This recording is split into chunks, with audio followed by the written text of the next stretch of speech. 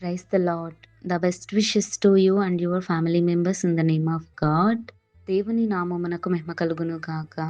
దేవుని నామం పేరిట మీకును మీ కుటుంబ సభ్యులకును శుభాభివందనములు. ఈరోజు దేవుని వాగ్దానం. Today God's promise. మీ ప్రేమ నిష్కపటమైనదై ఉండవలెను. రోమీయులకు రాసిన పత్రిక 12వ అధ్యాయం 9వ వచనం. Let love be genuine. The book of Romans chapter 12 verses 9. క్రీస్తునందున్న ప్రేమైన సహోదరి సహోదరులారా, తండ్రి అయిన దేవుడు మనతో ఈ రోజున తెలియచేస్తున్న మాట, మీ ప్రేమ నిష్కపటమైనదై ఉండవలెనని దేవుడు అపోస్తుడైన పౌలు రోమా సంఘమునకు ఆ యొక్క ప్రజలందరితోటి తెలియచేస్తున్నాడు.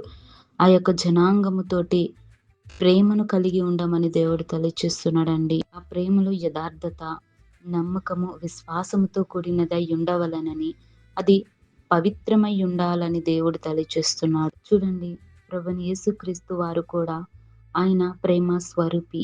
ఆయనలో ఏ కల్మషము లేదు.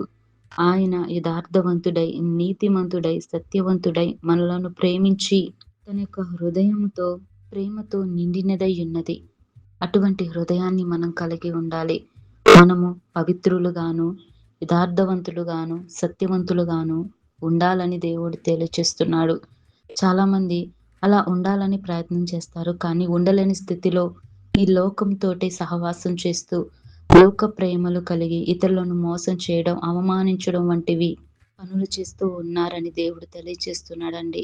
చూడండి, దయచేసి మారు మనసు పొందండి. దేవుని తట్టు తిరగండి. దేవుడు ప్రతిరోజు మాట్లాడుతూ ఉన్నాడు. తన యొక్క వాగ్దానం చేత దేవుడు తెలియచేస్తున్నాడు. మనలో పవిత్రమైన జీవితాన్ని మనము అవలంబించుకొని మంచి మార్గమును, మంచి ఆలోచన విధానమును మనం కలిగి దేవుడు తెలియచేస్తున్న వాక్యానుసారమైనటువంటి జీవితాన్ని మనం పొందుకోవాలి. దేవుడు మనకు అటువంటి జీవితాన్ని దయచేయునుగాక. ప్రార్థన. మహోన్నతుడా, మా ప్రియ యేసయ్య, నీ పరిశుద్ధమైన పాదమునకు స్తుతులు, స్తోత్రాలు. తండ్రి, ఈ ఉదయకాలంలో దేవా, ఈ వాక్యంతో మాతో మాట్లాడారు. ప్రభు, ఈ లోకంలో లోక ప్రేమలు, లోక సంబంధ స్నేహాలతో జీవిస్తూ మోసపరుచుకుంటూ జీవిస్తున్నారు. ప్రభువా, అది ఎంతో కపటమైన ప్రేమతో ఇతరులను మోసం చేసేటువంటి ఆలోచనలతో కూడి చెడ్డ తలంపులతో జీవిస్తున్నారు. దయచేసి అటువంటి హృదయాలను మార్చి మారు మనసుతో ఉండి నీ యొక్క ప్రేమ, యథార్థత, పవిత్రతను మేము కలిగి ఉండే అట్టి హృదయాన్ని మాకు దయచేయండి. నీ కృప ప్రతి ఒక్కరికి నీ మెండుగా దయచేయమని కోరుతున్నాం తండ్రి. ప్రభువా, నీ యొక్క ప్రేమ పవిత్రమైనది తండ్రి. అలాగునే మేము ఇతరులతోటి సత్యము మాట్లాడుతూ నిష్కపటమైనటువంటి ప్రేమను మేము కలిగి యథార్థంతో, విశ్వాసంతో మేమంతా జీవించే కృపా కాపుదల మాకు నీ వాక్యం వింటున్న వారందరికీ దయచేయమని యేసునామమున ప్రార్థిస్తున్నాను తండ్రి.